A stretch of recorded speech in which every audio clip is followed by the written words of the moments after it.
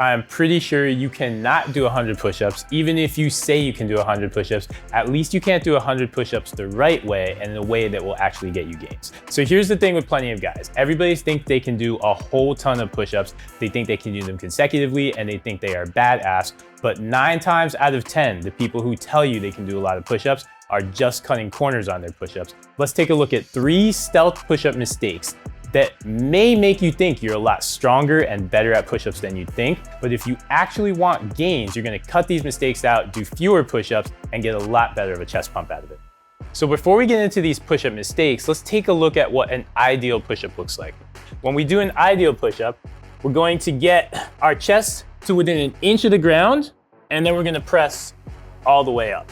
And very often the mistakes that we're gonna see with the push-up are essentially just people cutting corners. Again, that way they can tell you they do like 50 to 75 to 100 push-ups that they don't actually do. So our first mistake, our stealthiest mistake on the push-up is actually just cutting it short and not going all the way to the top. So very often you'll see people not complete the rep at the top. And a couple things happen on that. One, it's easier because we have less time under tension total for every single rep. And 2, they're not getting anything out of this push-up for their triceps.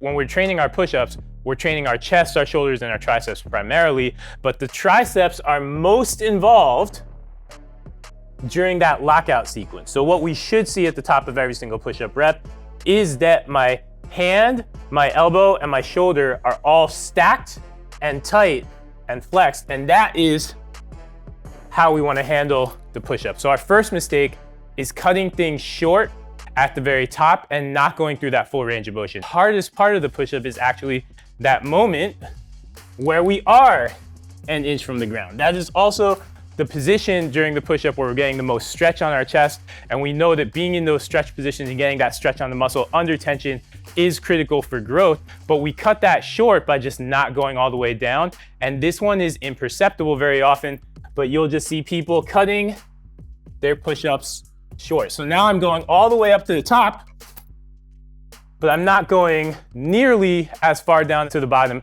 as I'm capable of. I'm cutting 2 to 3 inches out of that, so I'm not gonna get that maximum stretch on my chest. I'm not gonna really take advantage of the push-up to its full extent. And again, I'm cutting time under tension. This time it's almost worse too, because I'm cutting time under tension in that critical stretch portion of the rep, so I'm not really getting everything out of the push-up. Again, it's just making it easier for me to pile up a better number, but it's not giving me the chest development I want. And our third mistake is leveraging off of the push-up and basically taking tension off of our chest. Our goal on the push-up, whether I'm in the bottom position or the top position, I want to be a straight line from my shoulder all the way down to my feet. And I want to maintain that as I do every single push-up rep. But very often, and you'll see this often as people, when they get, let's say 30 to 40 reps and they start to fatigue, what they start to do is they cheat from this position into this position. And suddenly, my hips are up a little bit higher and I've taken some load off of my chest. I'm no longer moving as a single piece. I've taken tension off of my core that way. So I've essentially deloaded my push-up so I can sneak out a couple more reps. I've also changed the angle a little bit for my chest, so I'm not getting as much out of it as I could be. So our final mistake winds up being cutting out that load, moving away from that totally straight torso position. That way I'm not getting as much out of the push-up. Again, it's gonna let me pile up more numbers, but if I really, really want chest development, that's not what I want to do.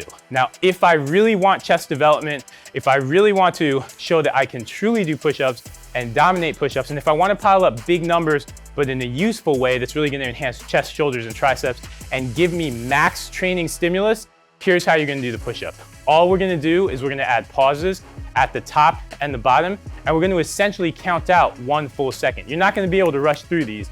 You're not going to be able to do cheap push-ups, because what we're going to do, we're going to get into our push-up position, start with our glutes squeezed and our abs tight, and when I get down to the bottom, I'm going to hold for 1 full second, and I'm going to press all the way up. At the top, I'm also going to hold for 1 second. And working back and forth between these two positions,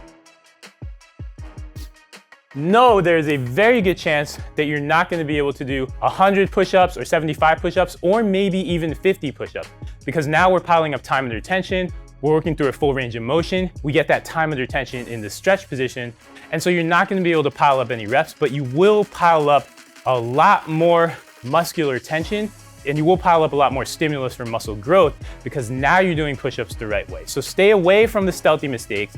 Learn to take your time on every single rep. This is not a race, and it doesn't matter how many reps or how many hundreds or thousands of reps you do.